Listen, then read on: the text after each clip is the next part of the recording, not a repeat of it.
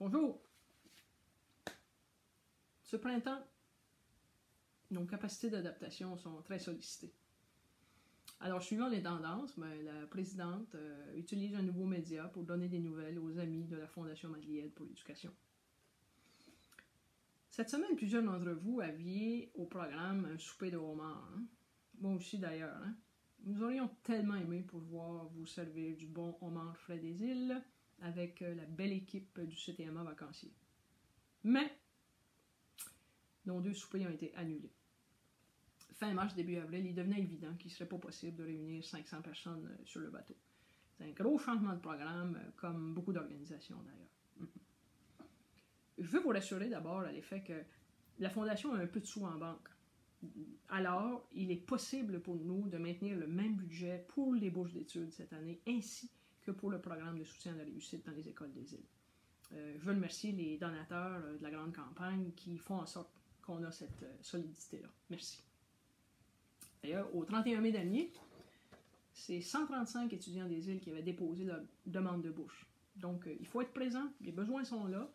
Les étudiants ils ont connu un printemps assez chambardé dans les écoles, les cégeps, les universités, donc on sera là pour les aider.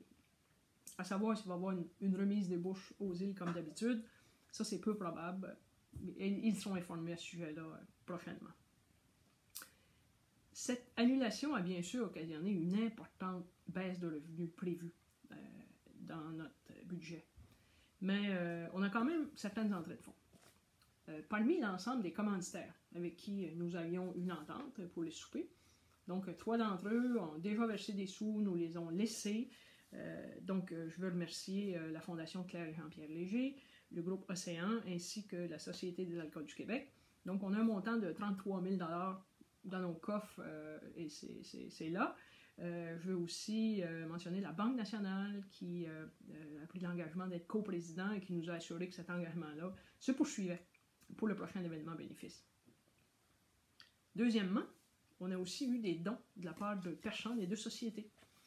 Donc, c'est une cinquantaine de dons que nous avons reçus, de l'ordre de 35 000 $.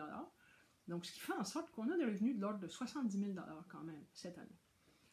Ce n'est pas le 250 000 que nous visions avec l'événement, mais on avait très peu de frais d'engager et dans l'ensemble, on se compte chanceux d'avoir ces revenus-là. Merci beaucoup à chacun des donateurs pour votre générosité, c'est très apprécié.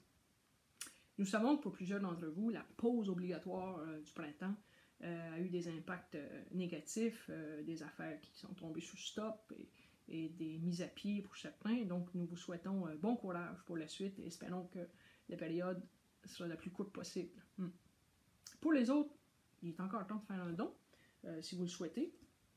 Il y a une page sur le site web Exprès pour ça et on sera ravis si vous pouvez nous aider à augmenter encore les revenus de l'année actuelle. Donc, merci. En ce qui a trait au homard, on est vraiment désolé de ne pas avoir été capable de vous en servir sur le bateau, mais vous savez, il y a du bon homard des îles dans les épiceries, dans les supermarchés, dans les poissonneries. Alors, offrez-vous un bon festin à la maison. Il est vraiment bon. Puis les pêcheurs des îles, ils font des bonnes pêches. Il y en a en masse du pêcheur du homard cette année. Pour ce qui est de l'édition de l'an prochain, on est encore bien loin de ça, mais on est déjà au travail, on est à l'écoute, on va suivre ce qui se passe et c'est certain qu'on s'attend à devoir s'adapter à cette nouvelle réalité-là. Mais une chose qui est certaine, c'est qu'on souhaite vous voir l'an prochain. Donc d'ici là, on vous souhaite bonne santé, un bon été et à très bientôt.